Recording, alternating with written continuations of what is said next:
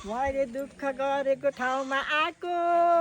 कति रमाइलो लाग्यो आज मलाई यो गाउँमा छोडी जानै मन नलाग्यो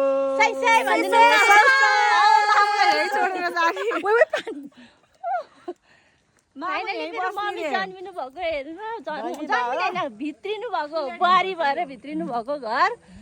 आज 20 कति वर्षपछि रे मम्मी म भित्रिएको घर आज कति वर्ष 38 वर्ष भयो बिहे भएको 37 वर्ष होला अनि आज पोहोरको वर्ष आइएको थियो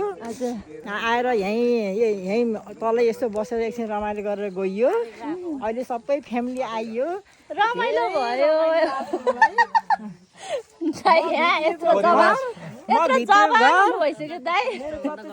मन्दिर मेरो नातिनी मेरो नाति मेरो छोरा जन्मेको ठाउँ मेरो बुहारीलाई भित्राउन मेरो बुहारीले देखाउन ल्याएको भित्राउन नपाएको यो ठाउँ यो घरमा भित्राउन पाएन देखाउन ल्याएको